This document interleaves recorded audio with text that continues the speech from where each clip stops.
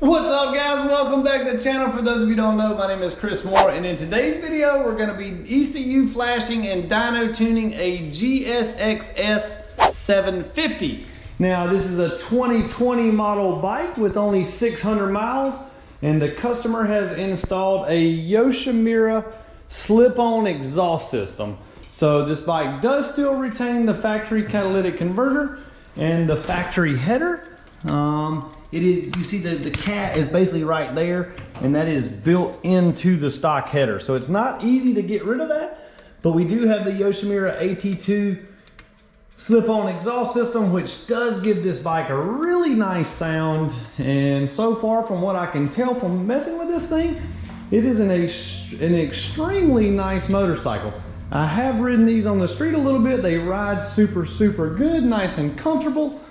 And they do make good power as well.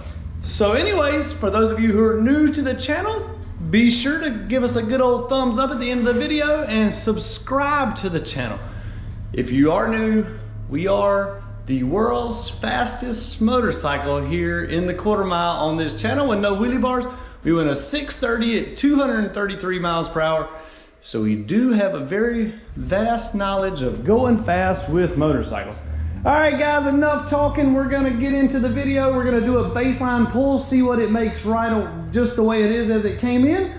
We're gonna remove the ECU. We're gonna do a ECU flash and dial in the air fuel ratio and get some more power out of this thing. Let's see what we come up with.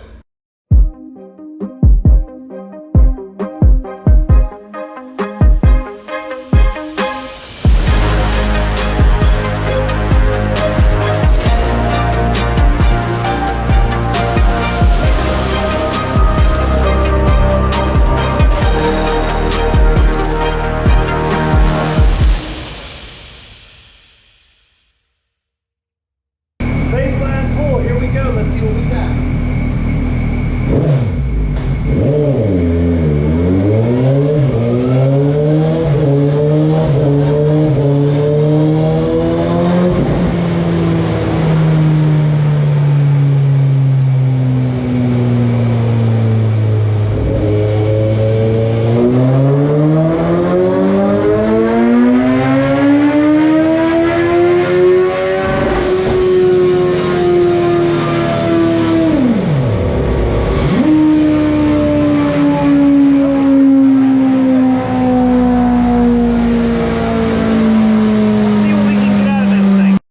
Alright guys, we got the ECU out of this thing. I want to take a second to show you what's going on in the ECU on this bike.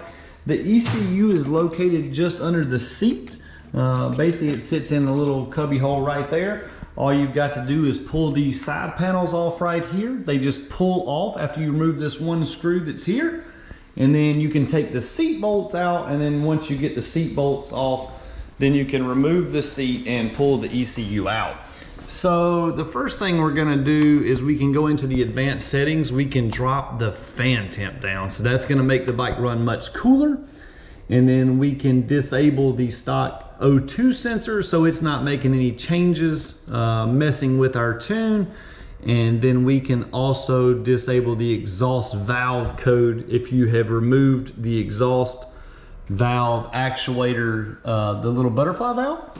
And then we can take the top speed rev limiter off. So we got quite a few things that we can do in here, but the main thing is with this bike in the ECU, it is slow to give it the throttle that you tell it. So this is what they call the secondary throttle plate opening. So basically inside the throttle bodies, there's two sets of valves. One set works off your throttle, so when you give it gas, they open and close. The next set is computer generated, and they open and close based on what the computer tells it. So here we are, 80% throttle. That's our highest throttle percentage that the computer needs to see. And then these are our RPMs over here. And you can see it doesn't actually go, it's considered 99.1, 100%. But it doesn't go wide open until basically 6,500 RPM, 7,000 RPMs is where it starts to give the bike actual full power. And manufacturers do this in order to keep the emissions down on the bike. If they can cut back the airflow going into the motorcycle, then they can also cut back the exhaust and fumes because they are having to use less fuel consumption there. So anyways, which is basically restricting our horsepower. So now we're gonna get the ECU plugged in and flashed, and we're gonna get some more power out of this thing and smooth everything out as far as the driving conditions. Now, another thing we can do, I forgot to show you this here, is disable deceleration fuel cut. So whenever you're driving and you let off the gas, basically if you're just trying to maintain, let's just say 35 miles per hour in that school zone, and the bike is like on, off, on, off, on, off, the bike is jerky. And when we turn off this decel fuel cut, then it eliminates all that because it keeps the fuel injectors on whenever you let off the gas, you know, the throttle, and it keeps the fueling in the bike and just makes it much smoother as far as a transition goes when you're riding the bike. All right, guys, enough talking. Let's get back to some dyno action.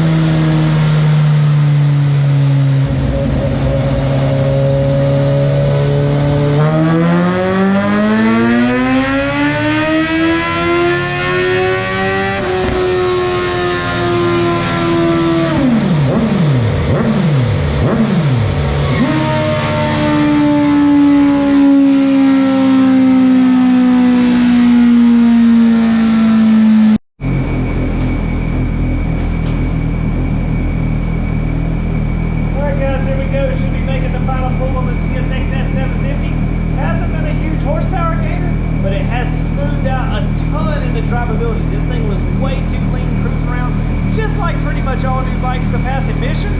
We've corrected all those issues, and I think it's going to have a lot better driving bike.